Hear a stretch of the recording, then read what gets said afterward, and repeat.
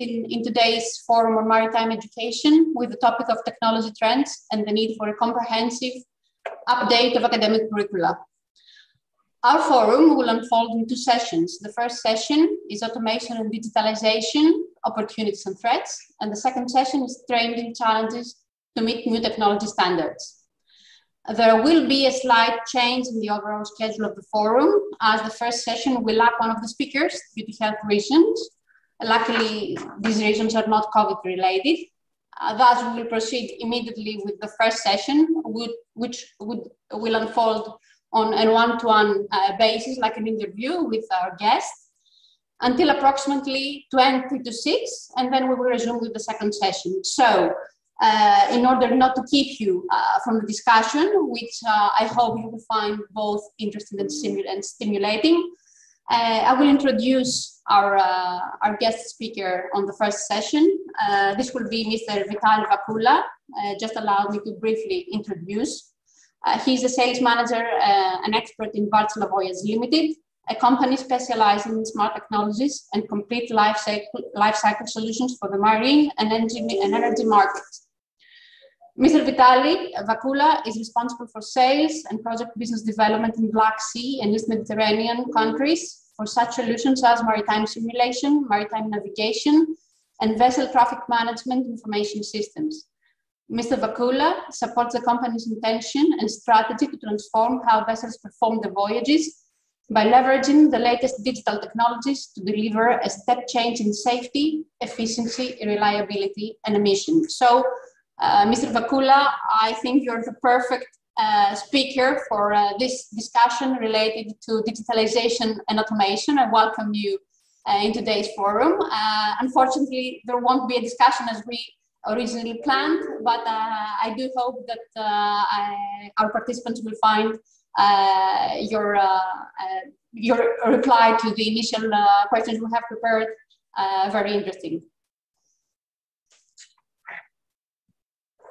Absolutely. I would be glad to, let's say, discuss this and share information and our latest development that we are going on in our company, let's say, and looking forward to discuss this and to share valuable info to you.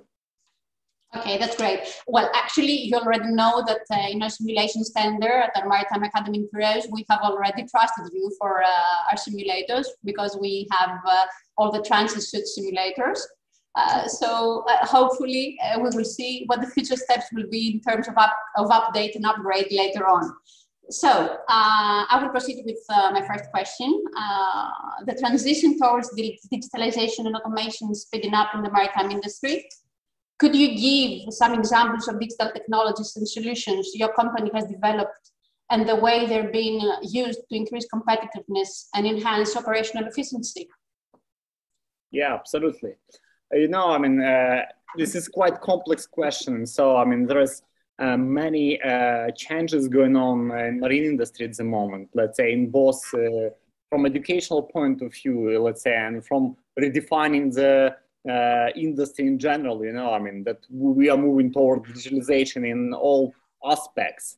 But let's say, if you will take example of our latest development in our company, in Wärtsilä, yeah, we are trying to create, let's say, connected, smart ecosystem, marine ecosystem for sustainable future. And I would put in a very simple way that at the moment we have three pillars, yeah, which that not only Wärtsilä, but in other companies also follow these steps, a similar one. And in our case, we call it fleet operation solutions. Mm-hmm. Yes, this is, we call it FOSS, which is, in simple words, data-driven voyage optimization. Yes, to improve the on-board voyage planning, tracking, and situation awareness, easier compliance and reporting from the vessel, and what is most important is voyage optimization and benchmarking.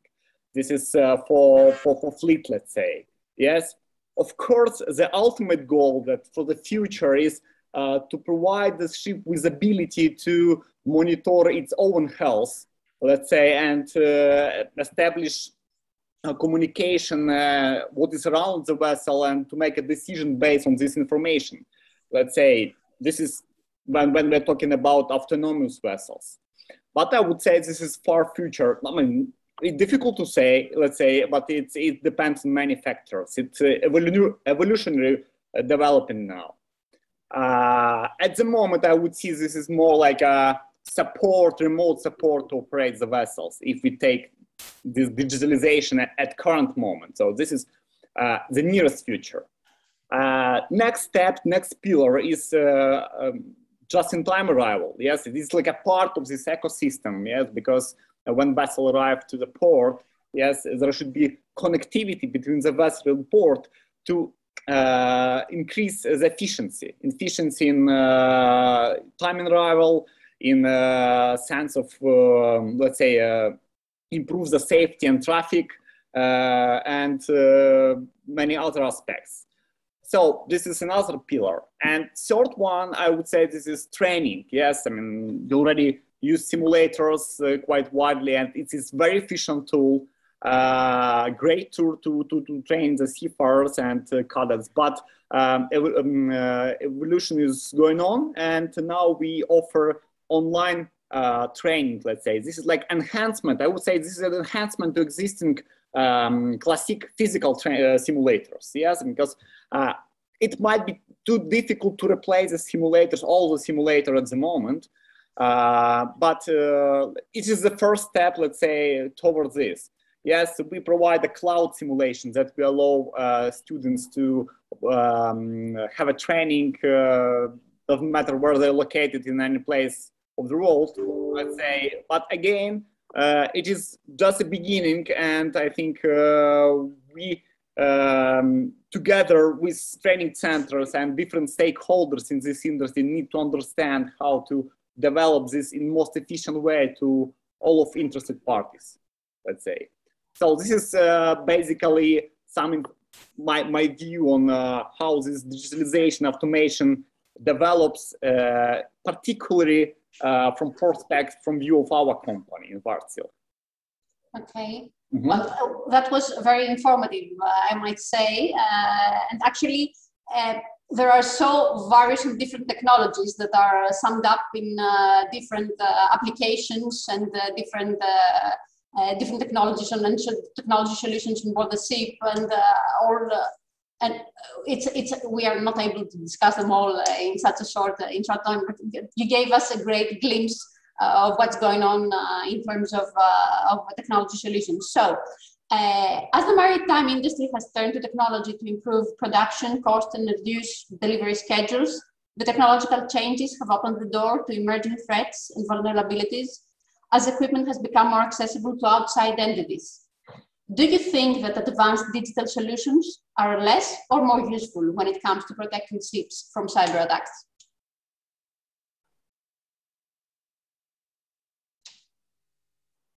My answer is the question. Okay. Yeah. From my perspective, let's say, yes, cybersecurity will be critical, let's say, to the safe and successful operation for future remote control vessels, let's say, and autonomous vessels. I would say that, potentially, this type of vessels, new generation vessels, might reduce human-based errors, let's say, but at the same time, there might be some other unknown risk, let's say, yes, I mean, in operation of such vessel, including cybersecurity issues, yes. So I would put like this, that we have to review and monitor all this, let's say, situation, yes, and all this situation needs to be investigated, and the ways for protection need to be found. In Wärtsilä, it's very strategic part, let's say, and cybersecurity is, let's put like this, embedded to our development process, let's say, and it is involved to both software development and to dedicated hardware solutions for cybersecurity. So we need to try to control this risk, let's say, but we are not aware of all the risks at the moment. So it's evolutionary. We'll have to investigate and do adjustment to this, let's say. But I would say like this: this is top questions during the development process of these solutions that I described previously. The main idea behind the question is that actually the openness of the system make it more vulnerable to possible attacks, because the attacks are actually the data, the number of data accumulated through all these various systems and new new technologies that the discipline is using, is actually making it such a challenge for possible attackers to be willing to pursue a cyber attack. So that was the overall idea of the question. So let us proceed later on with the next question, because I think this is a matter that actually needs a bit of discussion. It's quite interesting. A lot of executives have extremely high expectations in terms of digitalization and its results, but very low experience on how to implement these kind of changes. Do you think there is a gap between what executives want in terms of digitalization and what is actually needed aboard ships? So is all this technological, let's say, evolution in shipping right now something that actually people on board need?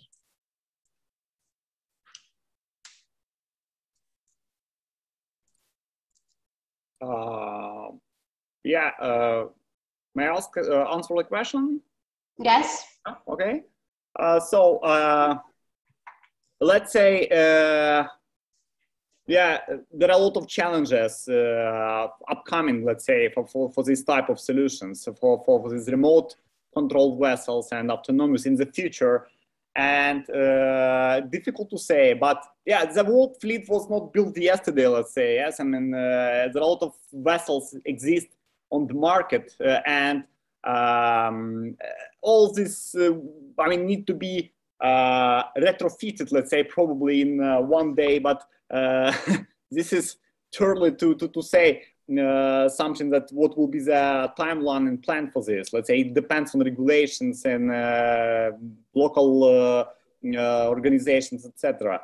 So in my opinion, let's say that we need to have a holistic picture and follow the regulations. But if it's, I mean, if your question means that is it really required all the digitalization? Yes, I mean, and if it's really, let's say, essential, let's say, for the future. In my opinion, this is, we cannot, this is way to grow, this is way to develop, let's say. This is very logical step, let's say, ahead. I mean, so these digital technologies need to be there. It's like we can make a parallel with aviation, for example. Yes, I mean, so I would say that these technologies that we are trying to adopt now for the marine industry, it's very similar to what we have in aviation now, let's say, or even in different aspects, like vehicles for, you know, for with the autopilot, etc. It's logically developing with technology development and with time changes.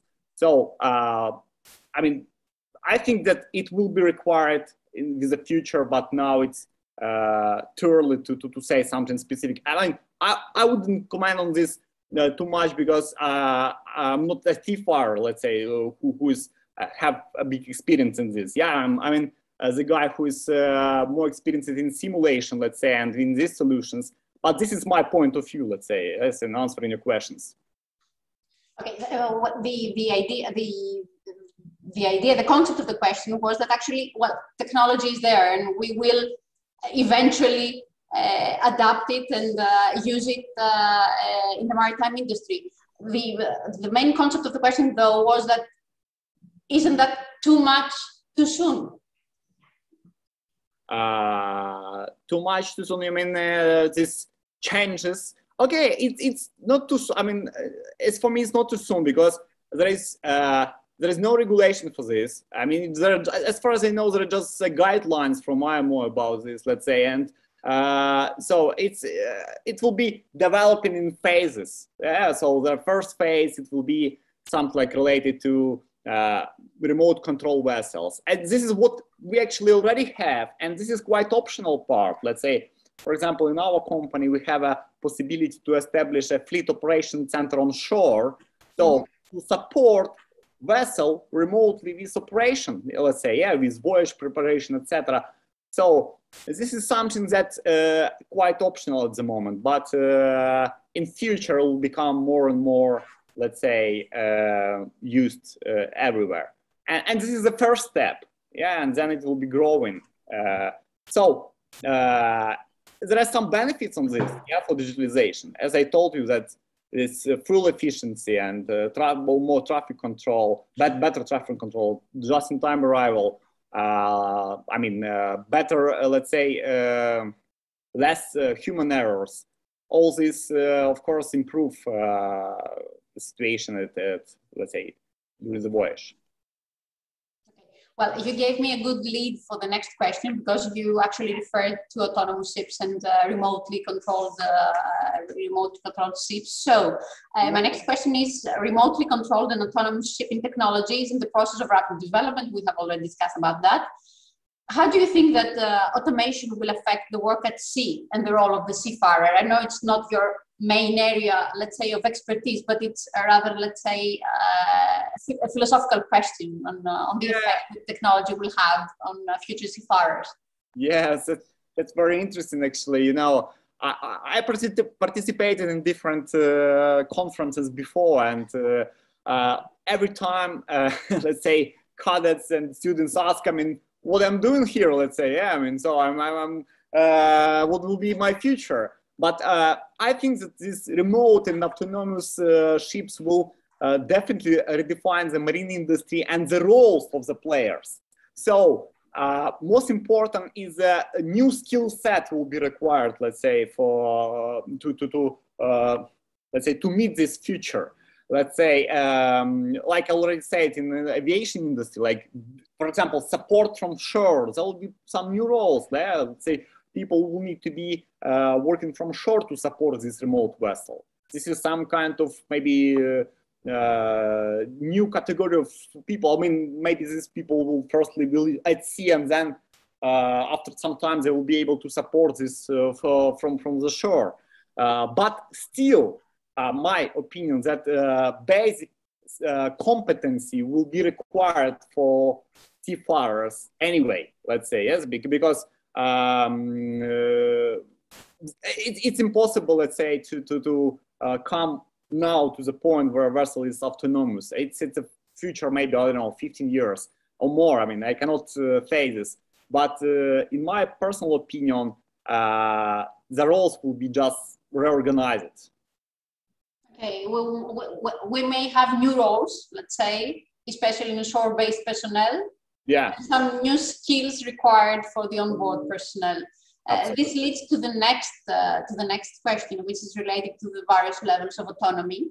And from a perspective from a company, coming from a technology company, and with a scale from 1 as 1 being an onboard decision support in terms of mechanisms and autonomy a vessel uses, and up to 6, which is a fully autonomous unmanned vessel. How do you view the future of autonomous operations of the ship as a system in the future?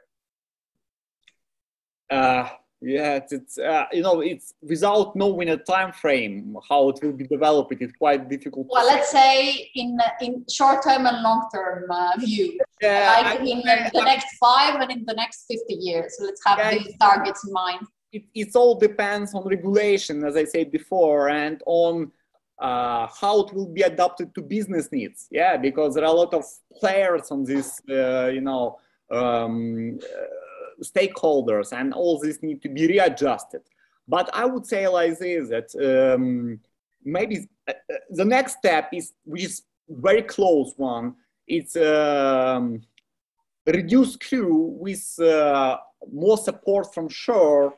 So it will come maybe already soon, let's say. I mean, maybe in period of let's say 5 years. But this is I have no estimation. This is my personal, let's say, vision. Let's say later, after this, there should be some transition maybe to remote controlled unmanned vessels, which is coastal one, let's say. Yes, I mean, because for ocean going, it's quite sure, like for coastal one, it's simple one, from 5 to 10 years, I would say. And the third phase, I think this is aimed for autonomous unmanned vessels, ocean vessels, which is maybe, I don't know, in 10, 15 years. This is my vision, let's say. But again, we're in transition period, let's say, and we have to do a lot. First of all, we have to research and understand what is the risk for all this, for every of this phase, let's say. Explore the legal challenges, let's say, and discuss this with the stakeholders. Establish a revenue models, let's say, for this autonomous operation, let's say, between the stakeholders. I mean, how these roles will be rearranged. And after this, we have to develop, which is developing in process, step by step, but continue to develop and test all these technological changes towards these autonomous vessels. But that's my vision, let's say, that there will be several steps, several phases. First, one is this remote controls and coastal autonomous vessel, and let's say advanced one for ocean going. That's. Oh, I totally agree. Let's say with your estimation. Just a small query. Do you think that there is a future for fully autonomous ocean-going vessels? I mean, unmanned. I mean, I don't. Just a prediction, nothing more. Yeah, it's just, you know, it's too futuristic to say. Yeah, I can say yes or no. I mean, but let's say for future of something like 10 to 15 years, I don't think it will be fully autonomous. Yeah, I think there will be some support from the crew. I mean, in different roles, maybe, you know, and but more will be from shore. This is for sure. Do you think that the other changes and challenges that the industry is facing right now may delay, like for example, let's say decarbonization and all that, may affect or delay the automation? Implementation will not be quick, let's say, for sure. You know, especially how this marine regulation changing. Yes, it's quite slow. So. I would say that this is, yeah, it slowed down the process, but again, it all depends on, I would say, business, from business point of view, let's say, how it will be implemented. If business will require these changes, I think it will, and it will speed up the process. So first, there will be technology, secondly, business, and third is regulation. So some of them will be in parallel, these processes. Well, thank you very much. From education point of view, there will be a lot of changes as well. Yes, I mean, because you need to follow up and adapt all these changes in your training process. Oh yes, but that's the last question. So I leave it for the last one to wrap up. How redefining the seafarer, what redefining the seafarer will mean in terms of actual training. But thank you for noting that, because after all, this is a Maritime Education Forum. But this first discussion is dedicated to the technology part and the evolution there. So, since you represent a technology company and since you are very involved in the simulation and the training sessions, do you think that it's valid to say that many companies will fail in the digital transformation if they view this transformation as one big project rather than think about the man and the machine at the same time, thinking about both change management and the psychology behind how to make people change? I mean, in order for the technology to be absorbed and effectively, let's say, used, we need the people as well, don't we? Absolutely. Yeah, we need to have a full holistic view to succeed, let's say. but we need to take it step by step during this transformation period. Yes, I mean, to consider all the aspects, different changes and how it will affect different stakeholders. But I would say, like, yeah, you know, this digital transformation might create a lot of new services and new, as we already mentioned, a lot of new roles. Let's say some of the services will be taken by existing players on the market, but some of them will be new. I mean, people is let's say, this is most important, I would say, you know, I mean, and the only thing is the rule of the game will be different, let's say. I mean, so this is my opinion, and considering different, let's say, forums and conferences that we participate before, I would say this is more or less the same vision, let's say, that all training centers have as well. Let's say that it will be just redefined to more modern way in view of technology and regulations. So that's why, yeah, that's it actually from my side. Okay. Well, that's great. So to wrap up and finish this, this was supposed to be a session, as we said before, but it's an interview rather than a session. So I apologize for that. Digitalization is a normal business change. So we could change this, we could say that it is typical change management if we see it broadly in a business, in business terms, that the maritime industry needs to manage. Does embracing change mean redefining the seafarer? We already replied positively in that, I think, both of us in this question. But could you, since you are up to these new technologies and you actually see what these solutions are, could you just briefly state some of the skills that you think would be required in the future for the seafarers to redefine themselves and be competitive? Mm-hmm. Let's say, difficult to say, yeah, set of skills, you know, I mean, but I would say like this, that, you know, I mean, there will be some, the skills will depend on what will be required from seafarers in the future and what will be the changes in these particular vessels. But definitely there will be less involvement, let's say, from the crew on the vessel, let's say, and more from the shore. Okay, but top important, I would say, it's more or less you need to have a basic skills. You will need to have a basic skills and understanding of this technology, how that works. Let's say, I mean, that's it from my side. Let's say, I mean, and I would be able to say more with the time when this will be changed, let's say, yes, I mean, how these training courses will be changed. And then I think we'll be able to discuss this in the future more practically, because at the moment, there are no changes in official changes in terms of maritime education, let's say. All the courses and official one, according to IMO and STCW, that they're all the same. But as you know, there will be some new changes, yes, and the new regulation is coming. So we will follow up it and we'll be discussing future with you. We'll be glad to do this, actually. Okay, well, I wouldn't expect for a specific answer in this question, because actually these are changes that are currently in effect and will be in effect for the next few years. But yeah. I presume that a good data processing skill and computer literacy, at least, would be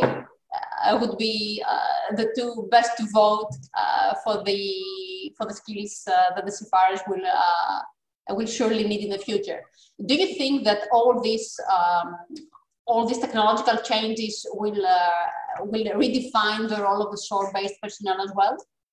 I think so. Yeah, I think so. It will be redefined, and there will be a lot of new tasks. Let's say, I mean, which will be there will be, let's say, more maybe towards to the onshore personnel. So, but this onshore personnel needs to be experienced enough to handle this. Yeah, so which means that from certain point of view, they will be dealing with task which is normally related to the crew on the vessel, let's say, yeah, I mean, for preparation of the voyage, let's say, optimization, follow-up, etc., etc. So this is something that normally crew members do, and they will need to do this on shore. That's why I would say this will be, maybe it can be the same person, yeah, let's say, but in different time of his career, he can work either on shore or offshore, let's say. So that needs to be defined as well. Well, there's a typical joke that says that plane needs only one pilot, but the drone plane needs 4. So do you think that this is applicable for autonomous shipping as well? I mean, I think, yeah, of course, this all remote control features that simplify a lot of processes, let's say, and required less human involvement, let's say. Yes, I mean, that's why, yeah, I mean, in my opinion, there will be required less crew on the vessel, let's say. And on shore, okay, it's different story, let's say. It depends on the fleet, etc. So it's case by case. But yeah, it's crew stuff will be, let's say, a bit decreased, I mean, in quantity.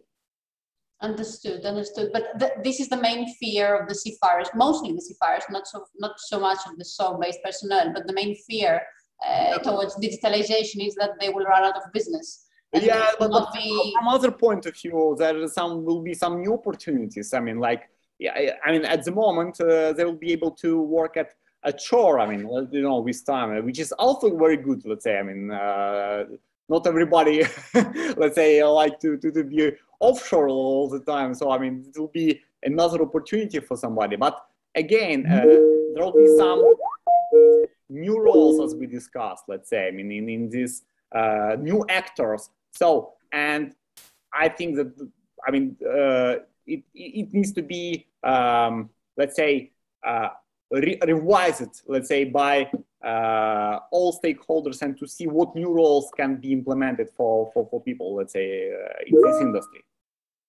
That's great. So you have already replied to my small question for the ending of the session about the opportunities. What would you think? What would you consider as the main 3 threats from technology evolution in shipping? Just briefly state main threats for upcoming changes. You mean, right? Yes. Yeah. So I mean, I would say like this. That first one is this adaptation of this technology widely, let's say, because there are a lot of challenges for this, and it won't be easy. And it depends on regulation. So this is one of the, let's say, obstacle to move forward with this technology. Second is, yeah, I would say cybersecurity is important. Let's say, let's put it like one of crucial, because I mean, without cybersecurity, all this might easily fail.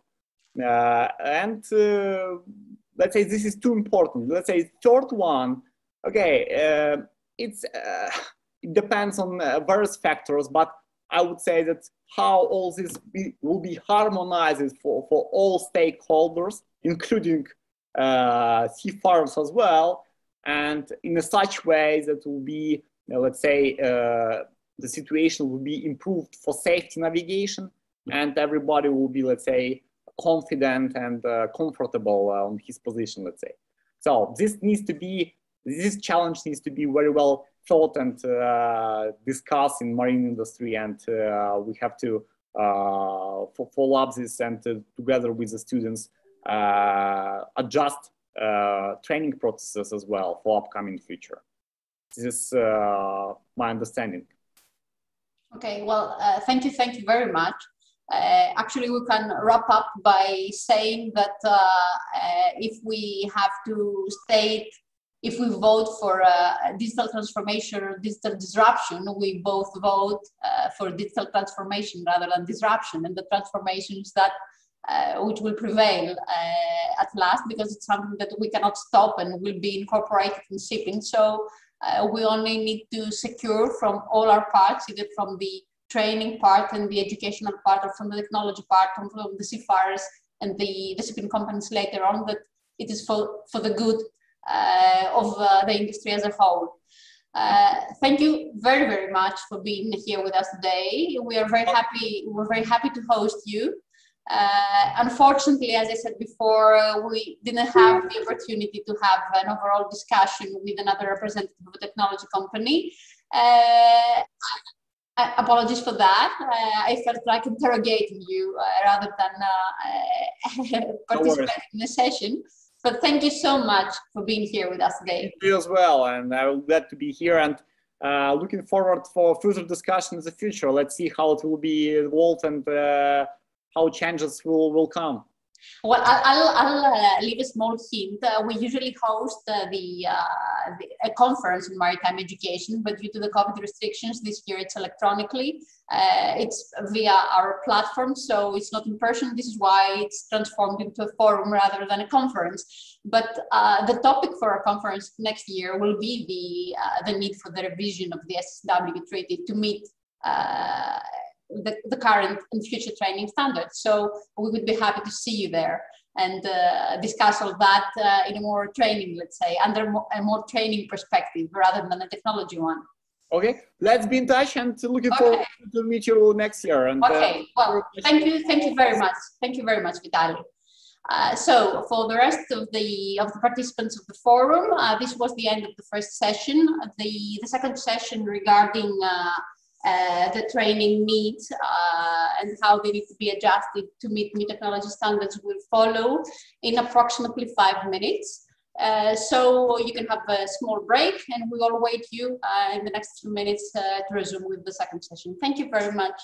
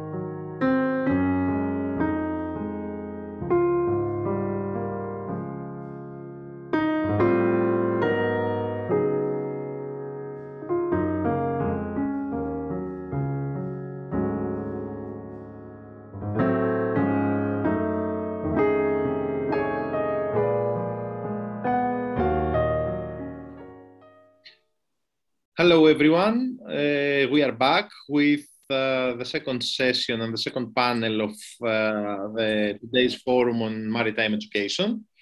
I want to warmly welcome on board, first of all, Miss Ioanna Bakouni. I will briefly explain after the names, the titles, and the exact positions of each one of our guest speakers.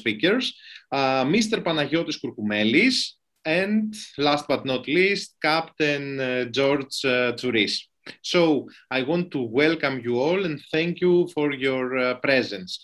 At first, Miss Ioanna Bakouni, Ioanna Evgenia, sorry, Ioanna, I forgot the second name, is a very experienced professional in HR management, human resource management, with specialization and experience in training and development, with a demonstrated history of working in the maritime industry. At the time, apart from a PhD candidate in the field of human resource management, she's working as a training manager in Epsilon Hellas and a course leader of Lloyd's Maritime Academy. If Ms. Bakouni, I have forgotten something, please let me know. Okay? I think that was a great introduction. Thank you very much for having us here.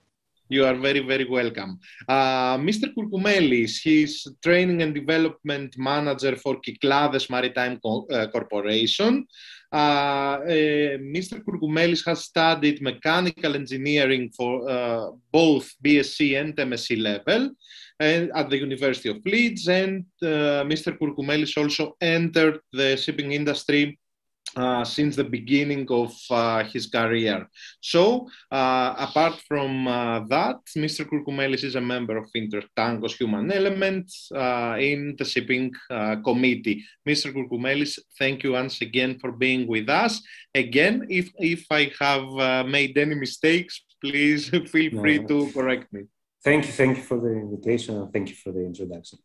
You are very welcome. And Captain George Tsouris, Masters and Maid Union for PEPEN and shipping consultant, and of course, lecturer in Metropolitan College. And we are very happy to have you in our educational family, I would say, Captain Tsouris. A master mariner, lecturer in shipping, great experience in the field of shipping operations. Captain Tsouris was born in Chios and graduated from Merchant Marine Academy of Inouses. He is a maritime consultant, an e-learning expert, clinical professor from Interstate University of Piraeus with educational experience in the field of, I would say, many shipping-oriented modules. So, again, we are very happy, Captain Tsouris, to have you with us today, on the one hand, and on the other, in the family of Metropolitan College. Again, at last, thank you for being with us. Thank you very much. It's an honor to be here along with Mr. Kourkoumelis and Mr. Bakouni, and with all of you representing and discuss these issues. Thank you very much. Okay, thank you all once again, and I would say that we could proceed right now with our first questions. Sorry, there is a microphone, so if you could please just fix this issue. Thank you. Thank you so much. I would say that we could proceed right now with our questions regarding the second session, the second panel of our today's forum in maritime education. In the first panel, we were very lucky to hear some very important information regarding the technological aspect of the maritime industry. Now we will focus on another pillar of the maritime industry, especially oriented, I would say, this pillar oriented on maritime education. So at first, Ms. Bakouni, I would like to start with an introductory question regarding technology in general and how is technology driving training today. In your opinion, which are the main technology trends that we should take into consideration in what we call cadets training in general? Well, that is a very important question because, we used to say that technology is the main disruptor in the maritime industry, and yet we found ourselves last year to note that the great disruptor was a pandemic. And we actually valued the use of technology in the training environment of the shipping industry. So technology played a key role in delivering training, especially last year. Actually, what we saw was the significance and the importance of delivering online training and on-demand training in order to facilitate the learning process. So definitely technology is driving training today, and we should not only look on the short-term approach because the pandemic caught us off guard and it made us improvise in the way we managed our training online.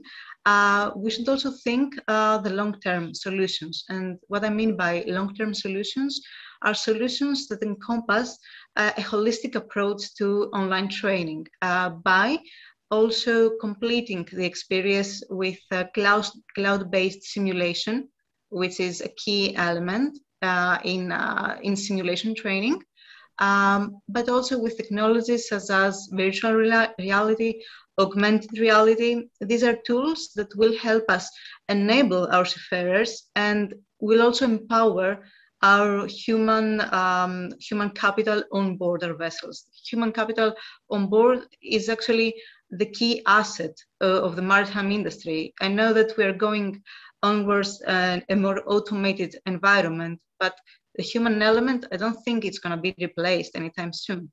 What we have to do is empower our seafarers through the use of technology with means such as VR, AR, cloud-based technologies, etc. Thank you so much. I was supposed to ask a few things about VR and AR, virtual and augmented reality later on, but of course this is a very important aspect, and for sure you did very well that you mentioned that since my first question. So about the same topic, thank you, Ms. Pakouni, about the same question, Mr. Kurkumeli, regarding the training of cadets and which are the most important technological trends, in your opinion, that we should actually take into consideration in the training process? I totally agree with Ms. Pakouni from that perspective of how we deliver training, and COVID was a challenge that revealed the opportunities to deliver even simulator training through the web. I will touch on the other aspect of how technology on board the vessels affects the training of cadets. The reality is that the vessels now have nothing to do with the vessels as they used to be in the old times. And the technology, not only as in the main engine technology that they're becoming electronic, of fitting new equipment for compliance, environmental or whatever, but also how these systems are implemented. Nowadays, we see more and more electronic systems taking place on board instead of pneumatic or mechanical control systems. So slowly we see that the competency that is required from the new seafarers, the cadets especially, has to do with how they actually interact with this kind of technology, the control systems, let's say, that they are electronic. So the challenge also comes to whether or not the colleges or the maritime academies have the capability to teach the cadets these new technologies, especially when we are in the edge of something. For example, even we as a company, regarding the scrubbers, I can tell you that we are building now our training program. And maybe scrubbers is not a good example. We have a training program. Water ballast treatment systems are almost a black box. There are no training to be done. I mean, the manufacturers do not make official training, so we have to make our own. So I think that the vessels are changing, meaning the technology of the vessels, and slowly, we have to see how we teach the technical competencies back from the cadets, and not, as a continuous development only. Mm-hmm. Thank you, Mr. Koukoumeli, for your reply. At last, Captain Suri, for the same question about the technology trends that you believe we should take into consideration in the training process of our cadets in general. As we are talking about the training of the cadets, either prior joining vessels or on board vessels, of course, agree from both perspective, human sector and also technical point of view. On the other hand, as my experience the last 2 years actually, with this pandemic situation, I'm sorry, I found plenty of advantages and plenty of disadvantages in connection to the constructive results that we wish to have through the training. Training and technology is a couple. It's not a just married couple that has been already, they've been married for a couple of years, but is a couple following the same way. And the one follows the other, the one fulfill the other sector where there is a lack of sections that need to be fulfilled. The previous years, throughout the live streaming lecturing, I found the advantage of seeing the eyes of the cadets, seeing the eyes of the candidates for a master's degree, or seeing the eyes of the seafarers on board a ship while we were training through the technology. And I was able to realize whether they understood the content of lecturing or not. The interaction was much more constructive, much more active in live sessions compared to the e-learning sessions. Of course, e-learning is in our life. It is going to be in our life, will remain in our life, and of course makes our life easier, makes the training needs easier from a point of view. But on the other side, I've seen that there are some sessions, not plenty of course, and luckily not plenty, that need to be improved. Cadets found themselves sometimes lack of presentation, lack of interaction, lack of being active. Some of them choose to be passive, waiting simply to complete the lecturing time and, of course, adopt some knowledge. And on the other hand, the lecturer, through the learning to the cadets, found himself spending the half of the time asking questions in order to define the level of effectiveness throughout the lecturing time. This is something that we have to really improve. Of course, a lecturer is not able to, not to punish, not able to argue if a microphone is not working, or my camera is my camera is not working, my computer is lag, I'm out for a minute, I'm simply registering, and I'm watching in the TV my favorite program, or I have my girlfriend or boyfriend next to me. These are facts, gentlemen. It is quite embarrassing. I'll tell you an example. I was talking to a cadet, not cadet, a cadet teacher, who told me that he was lecturing, and a chief mate candidate has his girlfriend on a bed listening and we having his microphone on. This is quite embarrassing to both parties.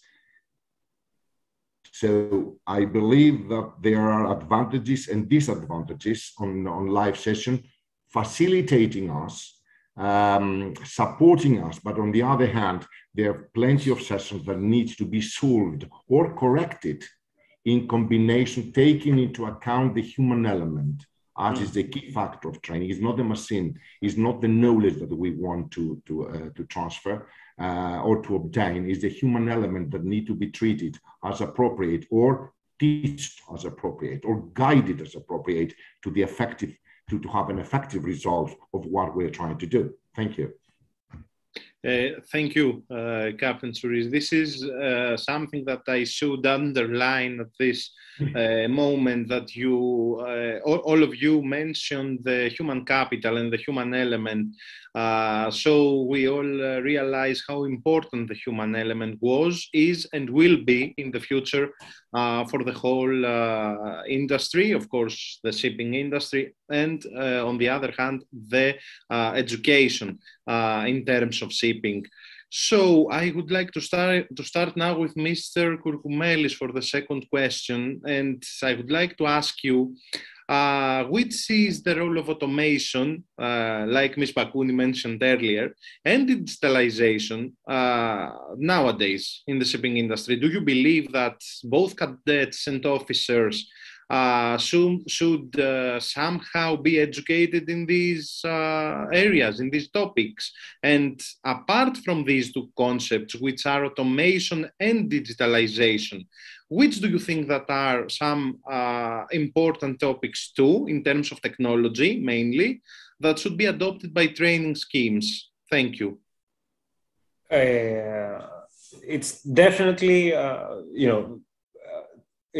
the answer is definitely both the automation and digitizing the companies is something that requires, let's say, a special set of skills in terms not only to be able to work with this technology and be able to make the best out of it. I would say that, to go to the second part of the question,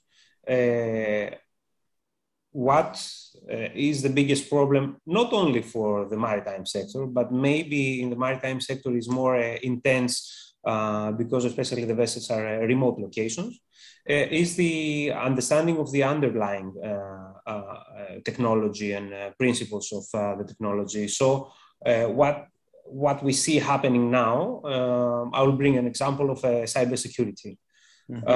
We created a digital, let's say, ship, and we still have a long way to make it fully digital. And we realized that there is an inherent problem with our systems. And this inherent problem is not only the human element as, let's say, how they react with systems, but also how they understand the system. And we see that even in our everyday life, where we realize that certain things are not comprehended to the extent that they should be. So it is a bigger problem, I mean, a broader problem, but in the maritime domain, I would say there is a definite need to upgrade the education to understand, first of all, the basic principles of the technology that is used in terms of the technology itself, how a network is created and connected and so on and so on. And from there on, one of the biggest challenges is that when you introduce a tool, sometimes you remove from the user of that tool the first principles. For example, one of the most common things that I think that Captain Souris will also agree, when we introduce the ECDIS, which is a great tool, people start to forget how to do proper navigation using a chart, which is funny enough because it's exactly the same thing. It shouldn't be the case, but because some things become more easy, people tend to forget the very basics of that thing. This is dangerous, and this is dangerous because I think that especially in the maritime sector, it is an art of navigating a vessel, and even for the engineers, it might start to become a lot of, let's say, electronics and so on and so on, but you need to understand the basic principles. If you understand these, I think you are safer. So I think, did I miss any part of the question? No, I think that we are covered. Yeah. So definitely we have to adopt certain things for our training schemes, especially for the new technology and the underlying principles of these technologies. Okay. Thank you, Mr. Kourkoumeli. About the same topic, the same question, Captain Tsuri, about automation, digitalization, and any possible new topics that you think we should take into consideration in the training process regarding technology, I mean? Well, technology is technology. I mean, we have to follow technology. We must adopt technology as it's I believe, is the right hand, you know, on board a ship and everywhere, but not both hands. Doesn't mean that we have the technical support or information through digitalization, easier access to the web or to information required either on board a ship or at the office or elsewhere. It doesn't mean that we are relying only to that.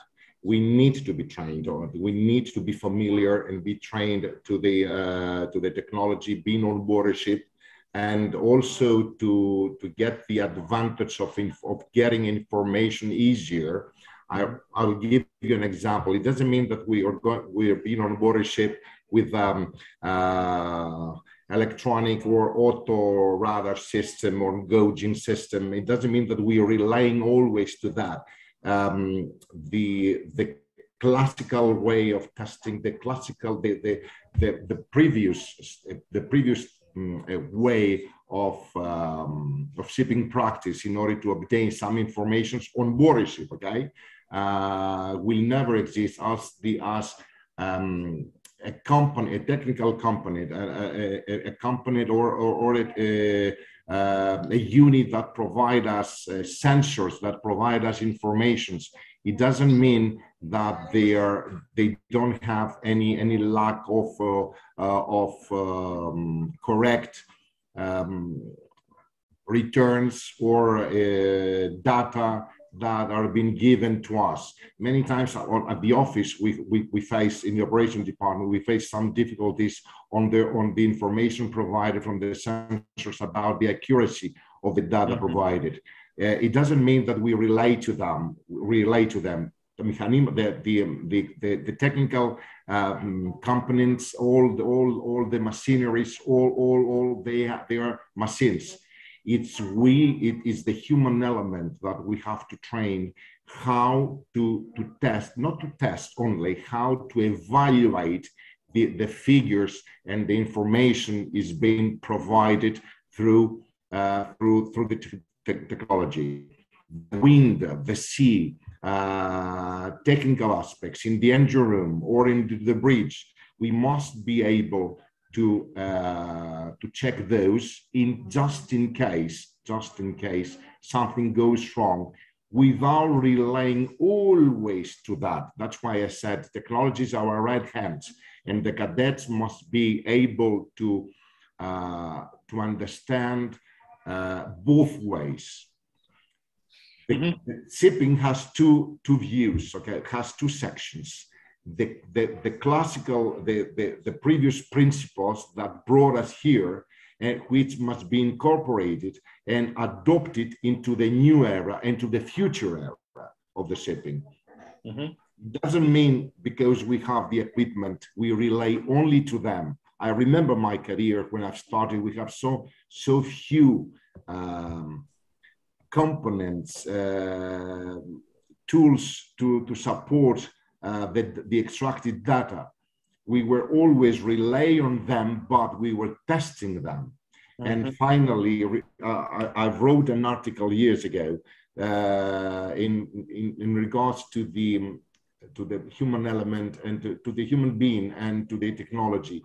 We have to invest in the people in order to achieve our investments in technology, because I will repeat that again, is a couple that has to live and must live and will live forever as soon as we have ships. Thank you. Thank you, Captain Souris. And Ms. Bakouni, again, about the same topic, about automation and digitalization. Yes, sure. Well, we have reached an era where we are talking about smart engines, electronically controlled engines, conceptless, which was a concept that if you talked about it, let's say 15 or 20 years ago, it would have seemed like a dream, a hallucination or something like this. Mm-hmm. And yet, we seem that in many public maritime academies, there is no curriculum to support this type of specialization needed on board. Because why on earth should a principal have such an equipment on board, which is highly priced, which is very technical, if they don't have the personnel on board to use it? And this comes not only from the top personnel, from the management level personnel, but it also comes from the cadets that will, progressively go up the ranks to management level. And unfortunately, we see that in many maritime academies, the curriculum does not follow the technology currently used on board and does not follow the future of the technology that will be used on board. Mm-hmm. This goes to scrubbers, this goes to ballast water treatment systems, this goes to everything. So I see that we have a huge gap there in what the young cadets are actually learning with what they are going to need to apply on board a vessel. And another part of this discrepancy is the non-technical skills needed for such an environment, which is technologically intense. We need to cultivate appropriate digital skills, and not only digital skills in terms of how to use all this digital equipment that we have available, like ERPs, like sophisticated data management systems, but also we need to build skills such as information processing skills or other non-technical skills. The fortunate part is that at least that with the TMSA and right now with DBMS, which is the equivalent, let's say, of TMSA for the dry bulk sector, we see that the industry has started to pay a larger interest in such areas as soft skills and in skills that are not considered technical skills, which is something very fortunate. In the previous times, there was no such focus, even from principals. However, you cannot survive in this technological driven area without the proper non-technical skills. Mm-hmm. Thank you. So what I think that we can keep from this second question is that automation and digitalization as concepts, of course, play an important role, but nothing can substitute, again, the human element. So I would like to proceed with the third question of this session, and I would like to start by Captain Souris. And I would like to ask you, Captain, which do you think that are the qualifications required by the maritime industry regarding education and training for cadets to ensure transparency and recognition of skills and qualification regarding the concepts of both learning and employability today in the really demanding and globalized maritime sector? Before I reply directly to the third question, allow me to, in connection with the comments made by Mrs. Bakouni, I raised my hands because I wanted to add something, though not in terms of technology of the second question, that we have to use the technology in order to teach the cadets and the seafarers on board other things, other sectors, artificial intelligence, living, behaving, respecting, being passionate, being strong, being interactive, these things. Technology has no end, okay? When we will die, we will see things that we will never believe that will be happened, okay, in terms of technology. But other things, I believe, are much more important. And then I will continue on your third, on replying to your question as addressed. Mr. Patouras, I've graduated Marine Academy in 1983, and believe it or not, allow me to use this Greek very, very funny expression. I was worthy, as they used to say in here. Yes, honestly, I had nothing of knowledge being on board a ship. I cannot believe that. Sorry, yes. Captain Teresa, I cannot believe that at all. No. Please, and yes, I'm not embarrassing myself expressing such an opinion. I was totally inexperienced. I was taught about Loran and Decca, and I've never seen them. I've seen them in a chart room, but rarely use them. I've been trained on a Sperry Mark II gyro compass. I've seen it once in my life. But what I was being taught to be to have the willingness to learn, because I had nothing. I had no support in my life. I had nobody to support me. I went on board a ship and I didn't know how to walk. I didn't know how to hold the heaving line, or even how to grease the runners and the blocks on a vessel with 12 derricks. But I've learned because I wanted to learn. I wanted to go higher. I wanted to achieve my goal. And my goal was what? To be a captain. And not only to be a captain, but to be different compared to others. So I was always asking, always learning, always reading. Knowledge has no end. My grandmother and many people used to say, it doesn't matter for me, I'm dying. The point is I've stopped learning. Today we are learning, yes, by discussing with Mrs. Bakumi and Mr. Korkomelis, yes, there's an outcome of this discussion, and honestly, I will definitely have some more knowledge as expressed by both of them, by you. I'm learning from my students themselves, honestly. I'm learning indeed. You know how many things I've been taught about when I started teaching them wet tanker vessels and LPGs. I had never experienced on tankers or whatever. So I read the content as given by the college, and then by interacting and asking them questions in order to match the content of what I was teaching them with the reality on board a ship, what has been happening. Many companies have different policies and procedures. Some other things been implemented. I know very much about the dry industry and any kind of dry, heavy lease, containers, whatever. But I have never experienced on tanker. So I found out myself to be educated by them. Arrogance, egoism. I know everything.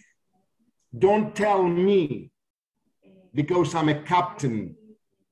They're not silly questions. They're incomplete answers and silly answers, I could say. It's not bad to say, I don't know. It's not bad to say, let's investigate together, because you asked me a question. So on board a ship, that's why I told you, the word booty, okay? I'm truly apologize from the audience. But this is what they were saying they were saying for years in my home place. He never became a captain. Why? Because he was a booty. Because it is impossible to see masters now. They are unable to write a statement in English. They are unable even to behave themselves on board a ship. Yes, I forced to resign a master because he appeared in front of the lady, a post-state control officer in Rotterdam, with short pants, athletic short pants. A master, it's not allowed to present himself. I've seen many of them. I've seen many of them being on board ships for 6 or 7 months, till being observed or identified or qualified by their principals, and then kicked off. Mm-hmm. Every ship and a company. So what qualification we need? We need ethos, first of all, is the personality who creates the professionalism. Is your background who make you wish to go upstream. Mm-hmm. The knowledge is coming every day. And nowadays, these people, the new cadets, they have the opportunity to be educated, not even at school. Websites, it's not only the Facebook or the Instagram following stupid people. Many cadets, they are asking me questions.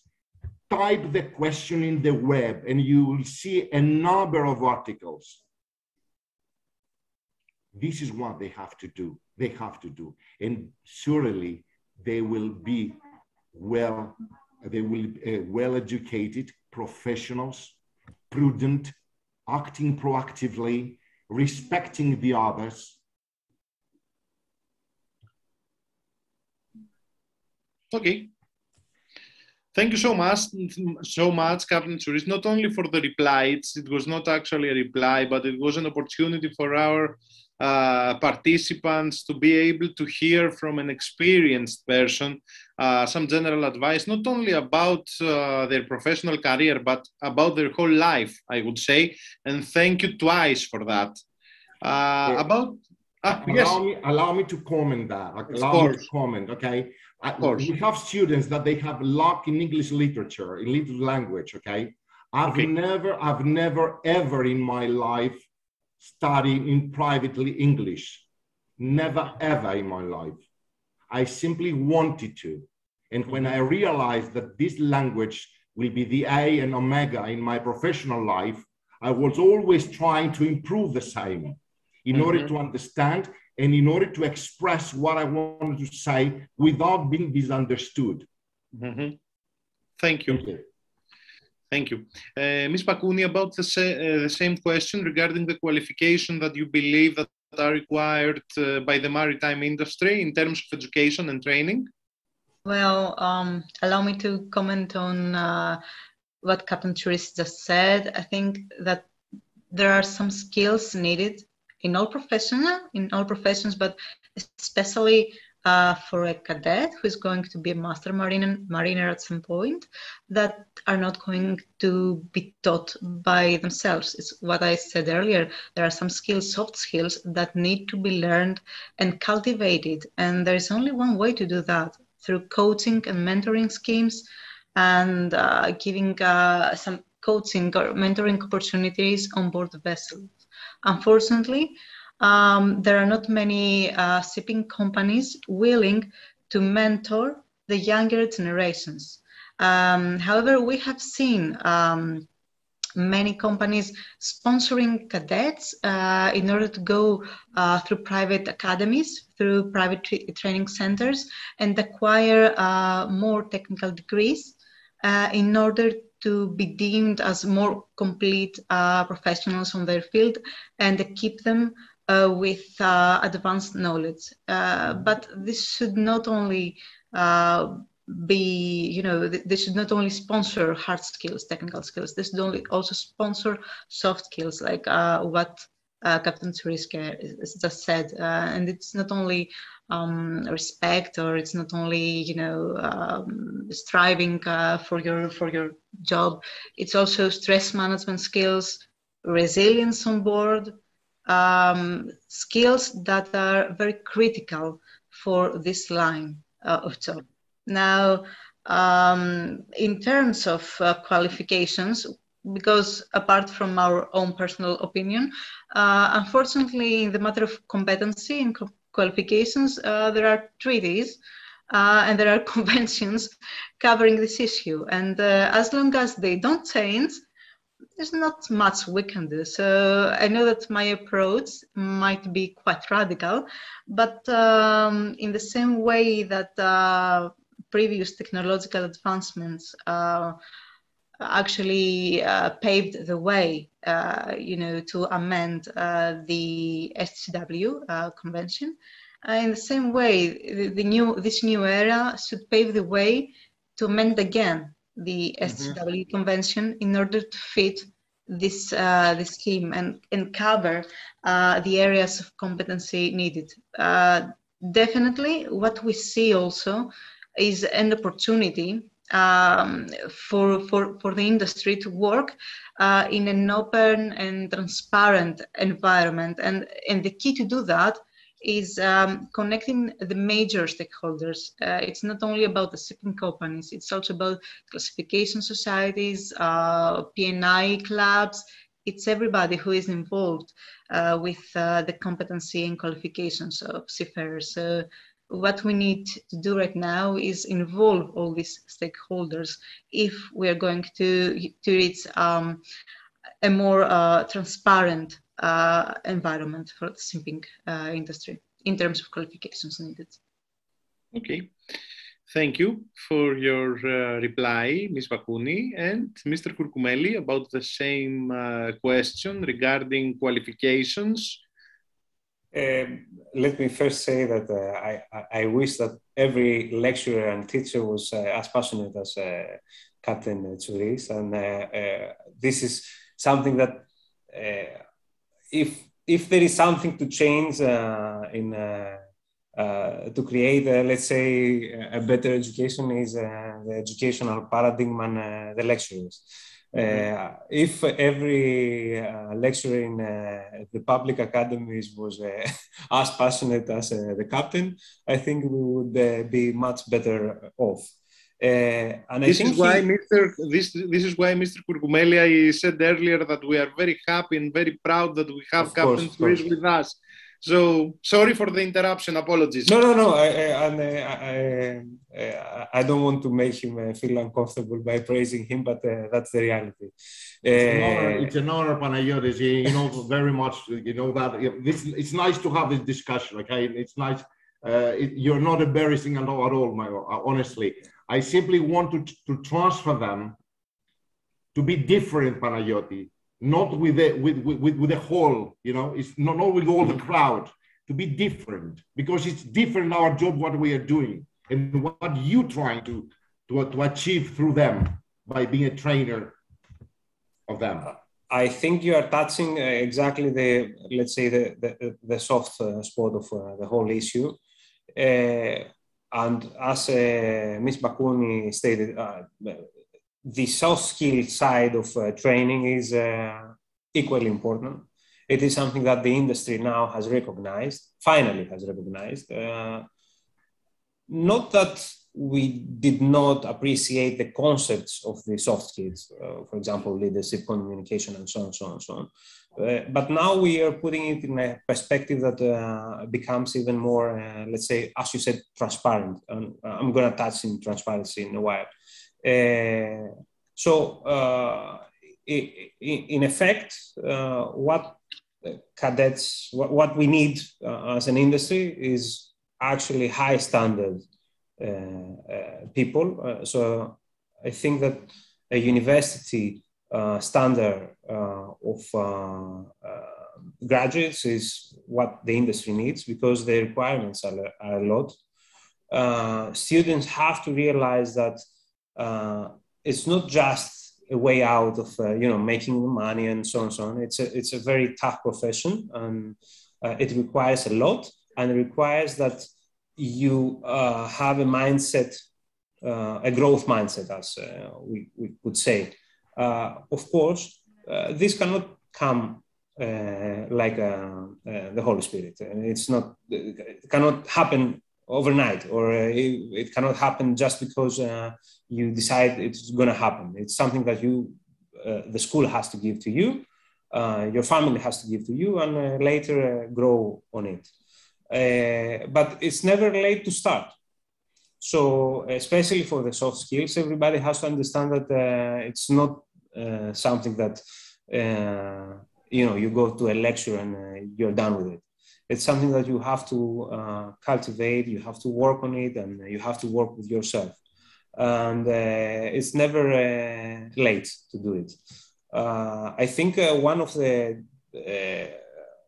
let's say, challenges that are very interesting is how the mariners themselves become trainers. We all have in most of the tanker companies the trainer scheme and so on and so on.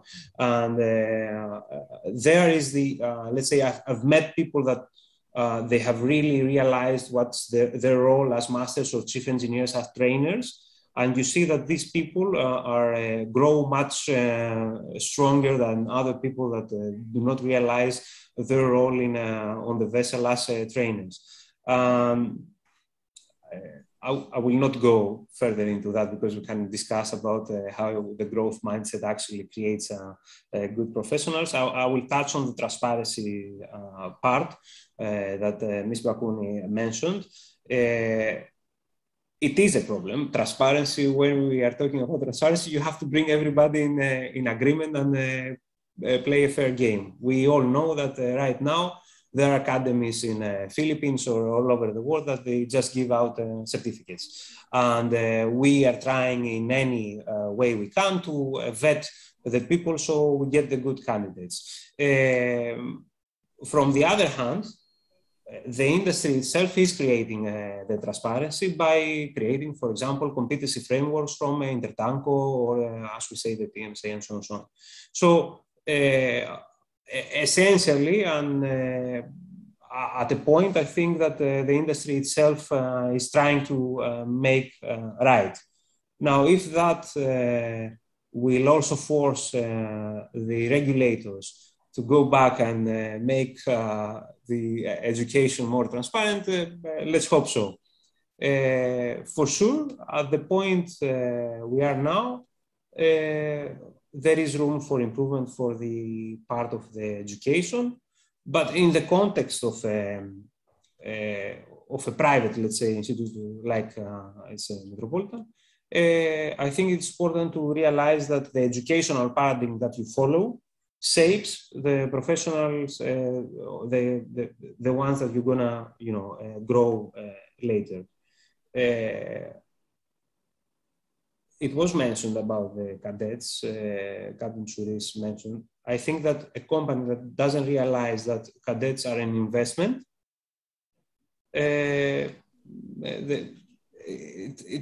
stays there. I mean, you have to realize that cadets are the next professionals, the seafarers, and there is no vessel without there is no shipping industry without seafarers. And it stops there. So we have to work on that. We have to improve the cadets. We cannot complain that the schools are not good. At the end of the day, we have to work with whatever we have in our hands. If we can shape it some levels back, it's going to become easier. Mm-hmm. Mm-hmm. Thank you for your reply. So what I keep from the third round of questions here is the soft skills, is the coaching and mentoring, is the respect, the level of ego that you mentioned, and thank you for your replies. Moving to question number 4, and I would start, I cannot start from anyone else apart from Ms. Bakouni because she mentioned earlier virtual reality. So I will begin with you, Ms. Bakouni. Do you expect exactly that virtual reality as a trend now will still be a trend in the forthcoming years? And is virtual reality something that actually now is effective or not? And to which extent have we seen this concept? Have we observed this concept in the shipping industry? What do you think that will be the next level of VR, let's say? Mm-hmm. No, that's a very interesting question. It's one of my favorite questions because back when I was doing my master's degree, it was many years ago, For me too. For me too. So my thesis was about how online games shape leadership traits. You know, leadership is a key trait in the maritime industry, especially on board the vessels. So what I tried to answer is whether online games, which was a trend back then, developed leadership skills to the players, and if the players retained over the years their leadership skills. Okay, so at the time, you know, it was a very peculiar concept because nobody has done that. But, you know, in the professors that where I did my defense, you know, one of the professors said, games, they're never going to work in a training environment, and they're nothing. Yeah, so they were very dismissive, and we are like many years ahead of that, and we're talking about concepts like gamification. We're talking about virtual reality, and we're talking about augmented reality. So if I'm going to put my researcher's hat on, I would say that what VR is offering is immersion. The trainee gets to experience in a safe environment complex tasks, not in a way that it's going to bore them out, because let's face it, e-learning sometimes it's very boring. As Captain Tsuri said, there are many trainees that are even sleeping during the training. I have also faced it as a professor. The first time I did an online course, I was stuck into the wall. I actually felt that I was going crazy because nobody was speaking, nobody had their cameras on. I didn't know what to do. So VR is offering an online experience, if offered online, that is more immersive to the player. And actually, many studies in the shipping industry have as a result, as an output, that the knowledge and the self-efficacy and other traits developed in a VR or AR environment are not only cultivated in these environments, but are also maintained in the long run. So I think this is an important take on VR and AR. I'm not sure if they're here to stay. Most probably they will evolve, as like most technologies. And I'm not sure even if most training centers are going to equip their facilities with VR or AR solutions.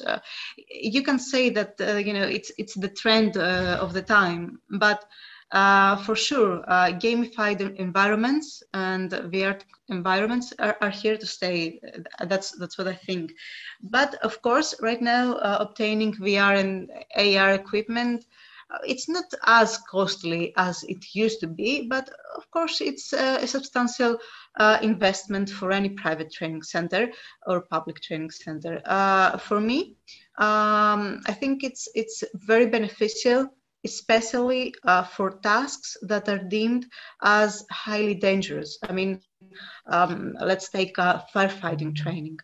This is an area where VR has helped and has improved, because of course you cannot always simulate a firefighting scenario in real time. There are, of course, designated training centers where you can do it, but through VR you can do it without the fear of actually something going very astray. So for highly dangerous and demanding jobs, I think VR is here to stay. And also, let's take it also another example. It's not exactly VR, but it's simulation training. The Suez Canal Ever Given case.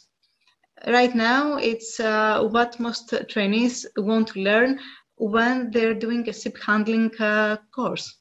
I mean, you have all this technological equipment on board the vessel, but again, human error is there, and it's there to remind us that you have to train your people, and you have to train your people in highly realistic environments. And VR offers such an environment. So yes, I think that it's here to stay. I think it's here to evolve, and I think that it's a powerful tool if used correctly. I mean, you cannot say that it's a panacea for everything, like e-learning, but of course it's a tool that we can rely upon, and there are scientific outcomes that all should justify this. Thank you, Ms. Pakouni. Captain Zuri, about VR and the revolution, let's say, of virtual reality in future in shipping. I told you, as long as I'm growing up, I'm always teaching. I had no idea about VR, okay? So talking now on behalf of SQ-Learn, where we are a factory of VR programs, and honestly, you're all invited to have a look the effectiveness of the VR. The first time that I watched, I wore this special equipment on my hand, I nearly had an accident. So because I was moving, I thought that everything was around me. Of course, you know, for a 57-year-old guy, actually a man, it's not that easy to handle these stuff, okay? So I was falling on a desk, or there was a ladder, then nearly to had an accident or whatever. But what is actually the most effective point of the VR? Something on board a ship, we have the master list, okay? Especially on the safety equipment and emergency situations. And everybody, according to the master list, has duties and responsibilities, either the emergency squad or the support squad. In case, what I said once to the audience, in case we had an explosion and I'm dead, or 3 or 4 crew members are dead, the VR provides the opportunity to be trained in all steps in order to achieve and implement the action that you want to do in order to save your life. Either is a manual lowering of a life raft, or to lower a totally enclosed lifeboat using 1 or 2 persons. So you're not saying, I don't know what the other guy is doing, the other AB is doing, or the engine, to start the engine is a second engineer responsibility, as we used to do in the past on the open style boats, lifeboats on board ships. Or I'm carrying the blanket, but I don't know how to carry and how to use the fire extinguisher or LSA or a breathing apparatus. This is what the VR provides, and really is so impressive and so constructive and so much supporting the knowledge of each individual on board a ship, really. On the other hand, VR is the future, is a fact, is presence, and of course is the future of individual training. On the other hand, on your the first section of your question, what do you expect regarding cadets and officer training for the future? The training is trained, okay? Nobody doubt on that. On the other side, we have to respect, and the demands of training will not contradict to the actual relaxing period that the seafarer needs in order to clean his brain, clear up, okay? Refresh or recharge his batteries in order to be re-employed on board a ship. On the needs of mostly, I could say, on the wet industry, LPG, LNG, and tankers, less than dry bulk, though with the BMSI now we are going on the same mood, required that always need to be trained. Here in SQ-Learn, the principals had an idea to create a 3-year module in order to be trained with a huge number of library, where you can be trained whenever you are able to do so. instead of missing of losing or missing your vacation or or Christmas time or summertime, especially for seafarers when their children, their family they're more relaxed and enjoy family life, because this is what we need to do. This is the way that the seafarer is relaxing. So take a break within 3 years, make this training either lessons learned or basic or advanced or whatever, always updating the same, and do it whenever you are available. Do it 11 o'clock at night, do it daytime, do it nighttime, do it when you are at sea, not when you are working and then you are expecting a Sunday to relax, then you have on board a ship to watch 4 videos and expecting, of course, to adopt all this knowledge while you are watching your watch and due to time difference in order to contact home. Mm-hmm. So this is, yes, training is training without strangling the relaxing period of a seafarer and contradicting, just simply to have effective results, because the training is not a punishment. A training is the sword, is an Excalibur to the hands of each seafarer. Mm-hmm. To improve himself, and by training he will save lives and himself and protect properties and save properties and lives, of course, properties and environment. Thank you. Thank you, Captain Therese. And Mr. Kourkoumelis, about the same question regarding training in general and VR, both now and during the forthcoming years? For VR, I think the other two members of the panel touched on it. I think as the technology and the equipment becomes more accessible, it is very promising that we are able to bring the seafarer to an environment of teaching from their own home. As we've seen with COVID, there were cases where academies were delivering simulator training through the computer. Of course, this is not as effective as going into the simulator. So if a seafarer can have access to the equipment easily and from their location, they can enter a virtual environment where they can be trained. This is beneficial not only to the seafarer. I think what Captain Therese touched is really important. We have to respect the time of the seafarer and on board and ashore. Training has to be a growth experience and not a punishment. To that respect, I think VR is going to be very beneficial in the future.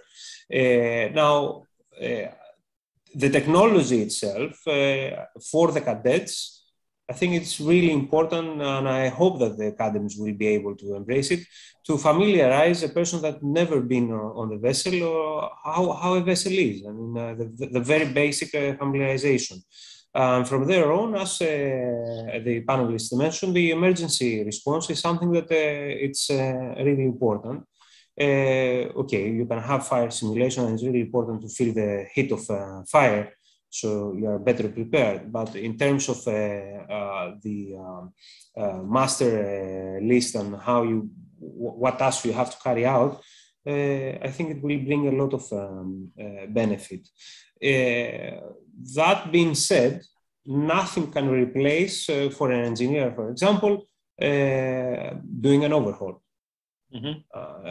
And I think that's, I wish there was some way that the cadets are able to go to dry dock and see how you do an overhaul for a diesel generator instead of doing something else. I mean, it's more important in that respect.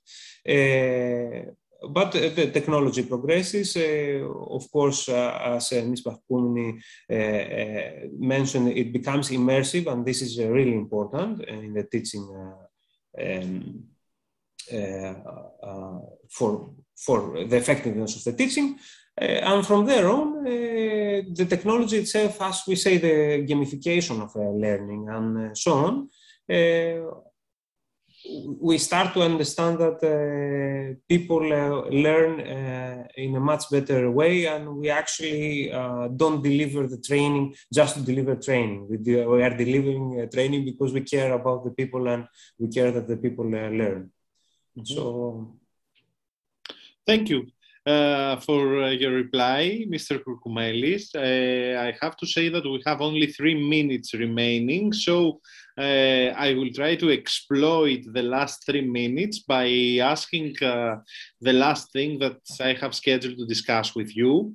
I would like to kindly ask you to let us know which are, in your opinion, the top 3 characteristics that every cadet has to take into consideration regarding his career in the shipping industry, just in bullet points, 1, 2, and 3. And I will begin by Mr. Kourkoumelis to explain briefly these 3 characteristics, I mean characteristics of personality, okay? And just the reason very, very quickly because the time is pressing. So thank you, Mr. Kourkoumelis, in advance. I will do you a favor and say only one, which I think embraces all of them. Okay. Growth mindset. They have to develop their growth mindset, and they can Google it. There is an excellent book on it. It's not my concept. And I think it embraces all the whatever you need, not only for the cadets, but for anyone professional. Thank you, Mr. Kourkoumelis. Captain Souris, your opinion about the most important characteristics based on a summary of what you just explained us previously? Simply work to achieve your goal. Any goal is that. We're talking about shipping. Achieve your goal and never give up. No matter what is been happening, no matter if you've seen people that may not support you, but achieve your goal and never give up. Mm-hmm. Thank you, Captain Souris, and we will finish with the lady of our panel, Ms. Bakouni. Well, I will also have only one. Remain passionately curious. Stay up to date with the current trends of the industry. Mm-hmm. And if it's not up to you, find a network and find a mentor who can keep you up to date. Okay, thank you, Ms. Bakouni. I asked for 3, I received 1. Thank you so much for that, for your understanding. So, overall, I would like to thank you all, Captain Souris, Mr. Kourkoumelis, Ms. Bakouni, for your presence. We are very happy, very excited, and very honored for having 3 important executives from the industry with us in our today's discussion. I want to thank all the participants for being with us the past 2 hours, if I'm not wrong. Yes. I want to thank also Ms. Apostolopoulou for the participation and the very interesting questions of the first panel. And I want to wish to our participants, either cadets or not, best of luck and generally all the best for their career in the maritime industry. I'm coming to you, Captain Souris. I have seen that you have raised your hand. So, yes, we are hearing you with great interest. In the teachers say never like that, always like that, presently. What I wanted to add at the end, because we refer, from the Metropolitan College, I want to show you something that is the best ever present I ever had in my life. Mm-hmm. Is this. Okay. So what is the story about passionate and about loving what we are doing? I didn't want to be a captain, honestly. I wanted to be a doctor. I failed in chemistry. Okay, my best friend became a doctor. I failed in chemistry, and then I gave up for the first and only time in my life. It doesn't mean that I was stupid or I didn't want to be educated. So The first two sessions of safety culture and human element, us had the honor to lecture in two of your classes in consecutive years. At the end of the session, there was one cadet who was waiting for me outside the college premises here in Kolokotroni Street. And he told me, and it was quite, it was so nice to hear from an 18 years old guy that, Captain George, if I wanted to be a captain with you now, I love to be a captain. And I didn't know what it means to be on board a ship, to be on board a ship and become a captain. So allow me to present you this. Ever since he gave me that, I removed every kind of, jewelry stuff I had on my key holder. And I kept this for years. And I was so much honored because in his eyes, I've seen the willingness to be somebody. Mm-hmm. And be on board a ship is not an easy thing, ladies and gentlemen. You must be disciplined, first of all, to control yourself and learn how to control in the others. Mm-hmm. And you are lucky, very lucky, and dishonoring the college, having cadets like him. Plenty of them, they are honestly honoring the name of your college and the status of your college. Thank you very much. Apologies if I kept you late, but I wanted that much. Gerasimos will be very proud listening that, as he was very much acting emotionally when I told him how much honored I was that, seeing his eyes presenting this tiny little thing. Thank you very much. All the best. Nice, excellent presentation. And thanks, Mr. Kouklelis and Mrs. Bakumi. Nice to meet you, Mrs. Bakumi. We have never met in the past. Lovely to see you all, guys. Thank you, Vicky. Thank you. Thank you all. Thank you for everything, for your participation, for your advice, for the information provided to all young people who want to follow their dream. So that's all from me. I don't know if there is something else that anyone would like to add. If there's something else, I don't see any hands raising. So thank you once again. All the best. Bye-bye. Thank you. Bye-bye. Thank you very much. The best.